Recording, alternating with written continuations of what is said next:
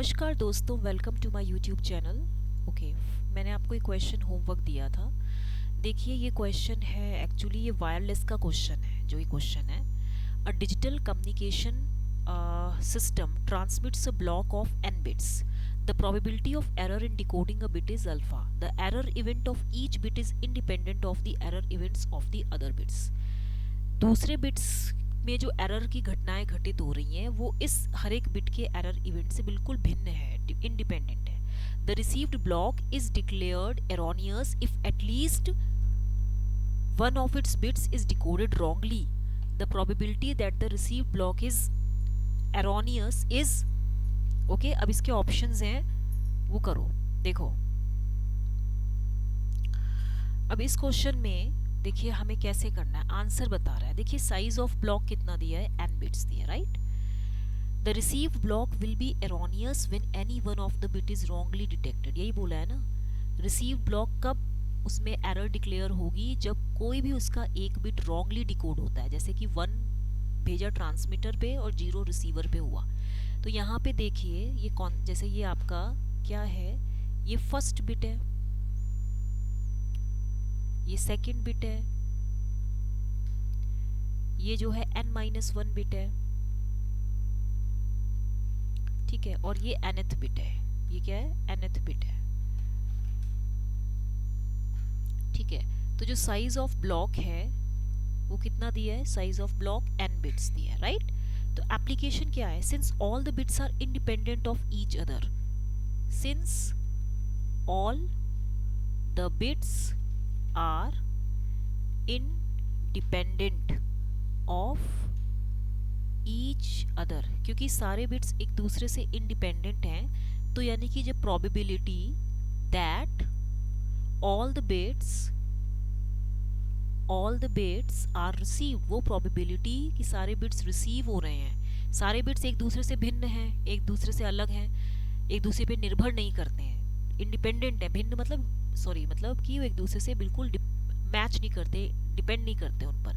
तो प्रोबेबिलिटी कि सारे बिट्स रिसीव होंगे, तो all the bits will be received correctly, तो कितना हो जाएगा बताइए, ये होगा PC is equal to 1 minus alpha 1 into 1 minus alpha 2 into 1 minus alpha of n। तो जो करेक्टली बिट्स रिसीव होंगे वो क्या होगा, PC वो कितना हो जाएगा,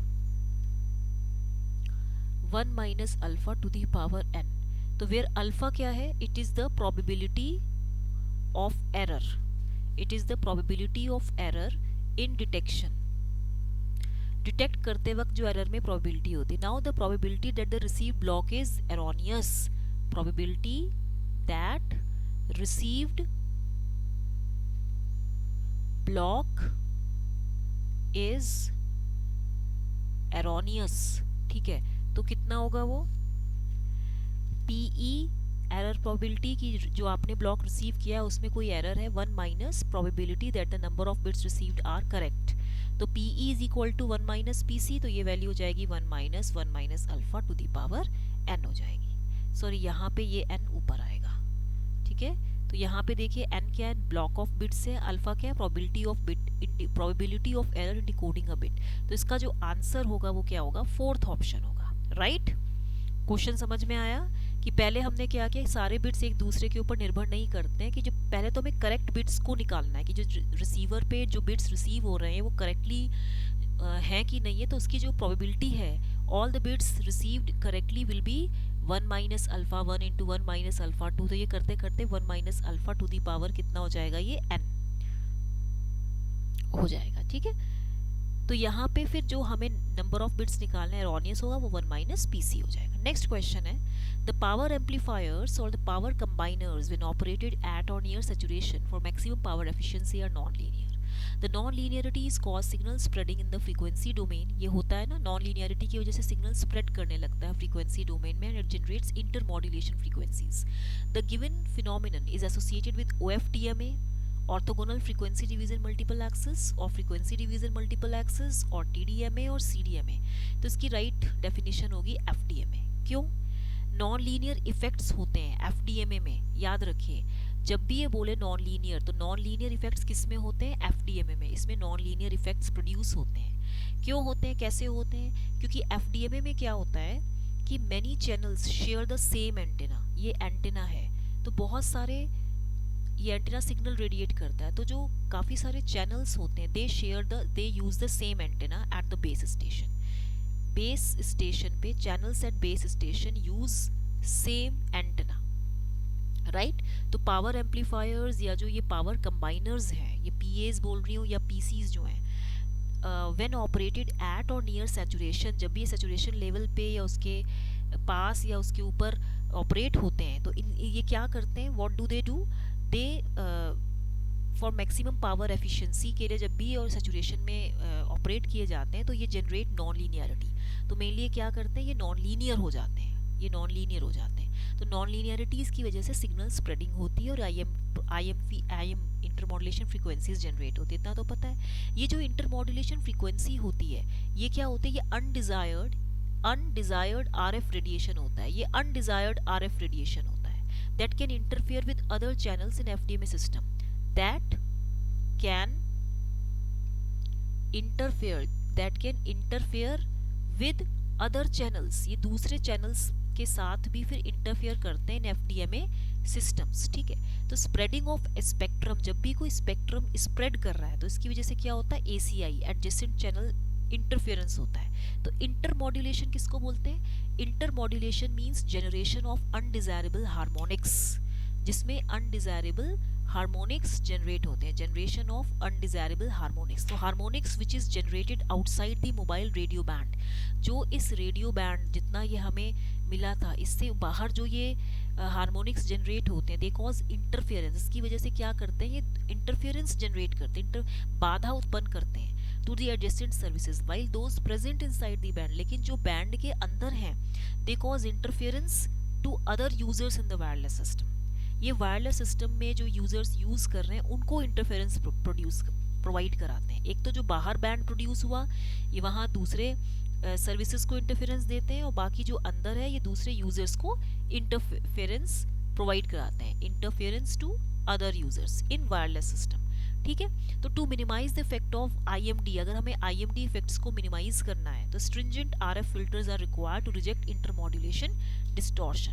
तो इसके लिए आप देखिए जो नंबर ऑफ चैनल्स होते हैं एफडीएमए में, number of channels in FDMA वो होता है बीटी माइनस बीजी, बीटी माइनस बीजी अपॉन बीसी। तो बीटी क्या है? टोटल स्पेक्ट्रम एलोकेशन है, बीजी गार्ड बैंड है, बीसी चैनल बैंडविड्थ है, तो एन क्या है? नंबर ऑफ चैनल्स है। तो ये फॉर्मूला आपको याद करना पड़ेगा। तो इसीलिए जब भी नॉन लीनियरिटी या इंटरमॉड्यूलेशन फ्रीक्वेंसीज जैसे टर्म्स आते हैं, या जब आप पावर एम्पलीफायर या कंबाइनर को सैचुरेशन पे ऑपरेट करते हैं तो वहाँ पे क्या होता है? नॉन लीनियरिटीज जनरेट होते हैं। तो किस में होती है वो? एफडीएमए में। नेक्स्ट क्वेश्चन है आपका, two statements are given. First है, in FDMA each user is assigned a unique frequency that can be shared. Statement 2 in TDMA, a single frequency shared with several users and all transmit in different slots per time. इसका right answer है कि first statement false है, second statement true है। क्यों? क्योंकि FDMA क्या कराता है? एफडीएमए अलाउज अ डिफरेंट सब बैंड मतलब डिफरेंट फ्रीक्वेंसीज। इसमें हम फ्रीक्वेंसी चैनल को या बैंडविड्थ को बांट देते हैं, different frequency to each different user to access the network. If FDMA is not in use तो चैनल क्या होगा? वो आइडल हो जाएगा, चैनल को हम खाली छोड़ देंगे।